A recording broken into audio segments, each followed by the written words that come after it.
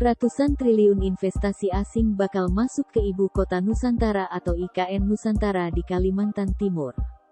Uni Emirat Arab misalnya, dikabarkan akan menggelontorkan lebih dari 300 triliun rupiah.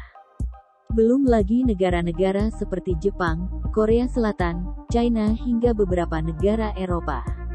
Dilansir dari Kontan, Menteri Investasi, Badan Koordinasi Penanaman Modal, BKPM, Bahlil Lahadalia optimistis akan ada banyak investor yang masuk untuk menanamkan modalnya di Ibu Kota Negara, IKN, Nusantara di Kalimantan Timur.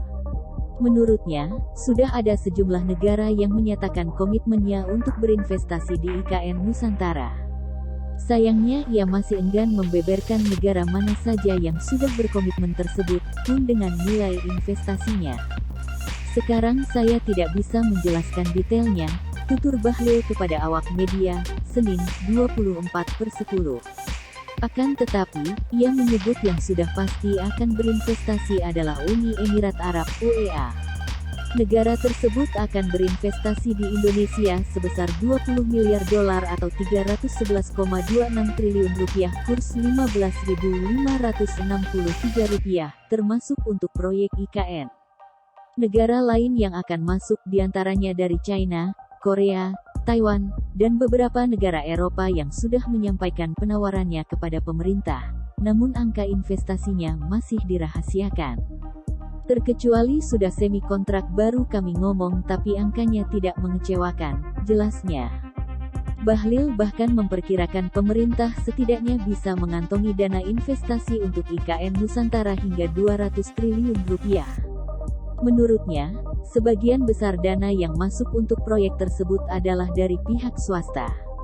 Total investasi dalam tahap pembangunan awal diperkirakan membutuhkan dana 500 triliun rupiah. Menurutnya anggaran pendapatan dan belanja negara (APBN) hanya akan menyumbang 20%-nya saja.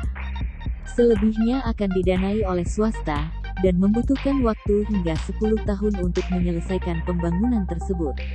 Di sisi lain, Kementerian Investasi Kemeninvest dipercayakan untuk menggodok rancangan peraturan pemerintah (RPP) terkait insentif bagi investor yang ingin menanamkan modalnya untuk usaha di IKN.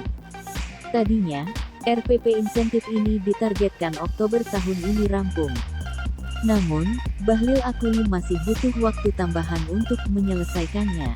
Untuk insentif IKN, kita lagi bahas sekarang RPP-nya lagi dibahas sama Presiden. Seharusnya selesainya di bulan Oktober ini. Kebetulan PP untuk insentif itu komandannya di Kementerian Investasi, jadi sekarang lagi dibahas. Kasih kami nafas sedikit. Insya Allah saya akan kejar untuk targetnya, ungkapnya.